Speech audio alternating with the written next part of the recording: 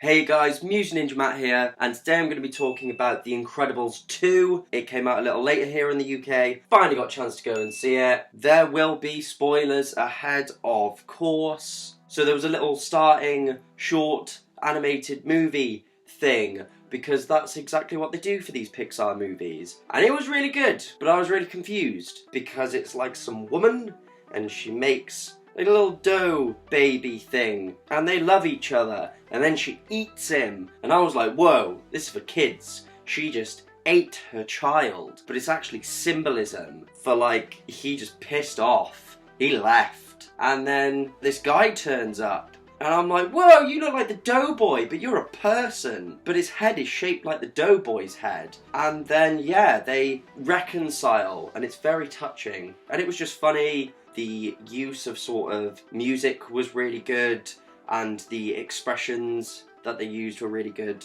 With The Incredibles, it was really interesting. It started literally where the first film finished. No sort of time jump.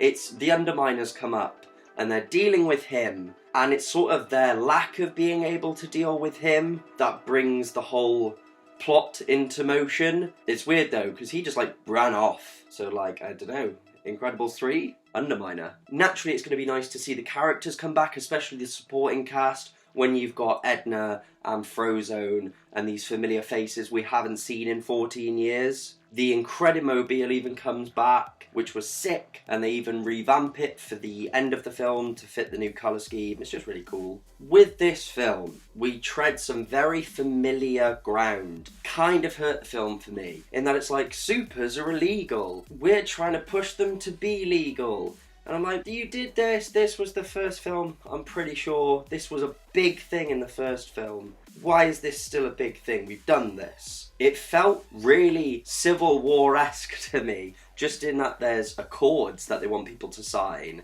And whose side are people on? Do they support supers or not? And it may be that actually this was a very Incredibles 1 idea before Civil War, but now that I've seen Civil War, and obviously that's more fresh in my head than The Incredibles, it just feels very Civil War-esque, without the Civil War that takes place. They introduced some newer supers, and I hate all of them. They're all really lame, and not really characters. Apart from Void. Void was awesome, because her power is like, she makes voids, and things go through one and out the other. It's like Portal, it's like that game. And she was like an Elastigirl fangirl, and just an interesting character, the most interesting out of this group of new supers who were just there for a bit, got obviously mind controlled, as happens a lot in films like this, and then they were just there at the end too. The villain trope, which was kind of obvious, still enjoyable, but the idea that we're introduced to Winston and Evelyn Dever, and they're like, we want to help the supers,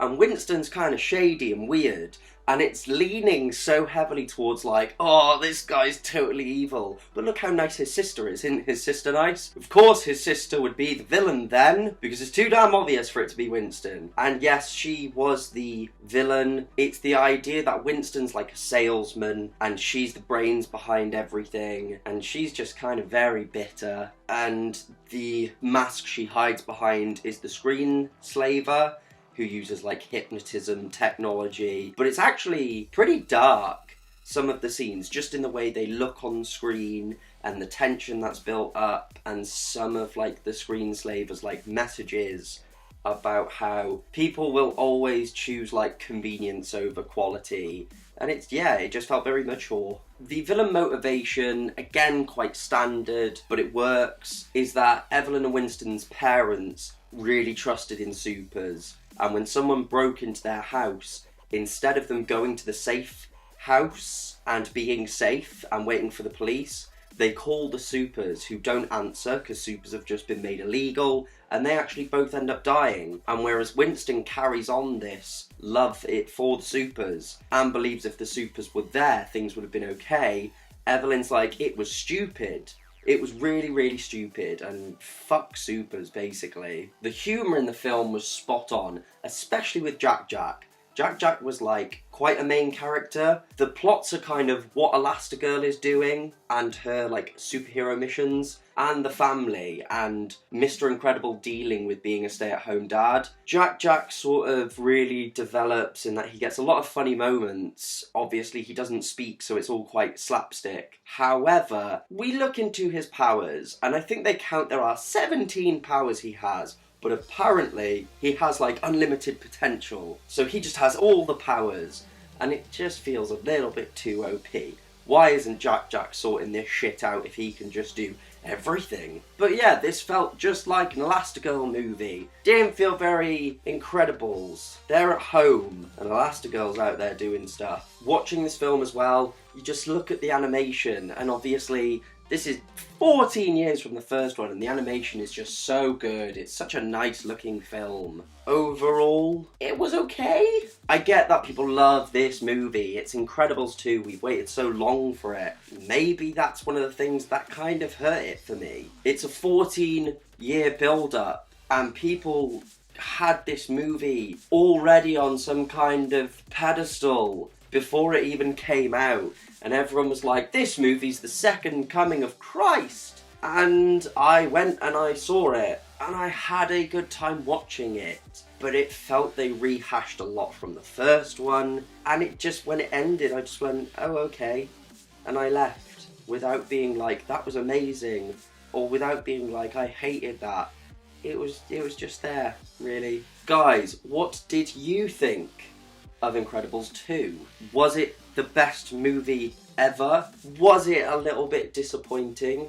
Let me know. As you can see, I'm stood in front of a new wall, I'm in my new house, and I don't have Pete's microphone anymore, which isn't ideal because this is just the crappy microphone that's on the Mac, but we're making it work, so that's fine. Thank you so much for watching. Don't forget to like, comment, and subscribe, as it really helps the channel out. Go down into the description below and you will find the social media links. Don't forget to just check out the channel and all those playlists, and I will see all of you in the next one.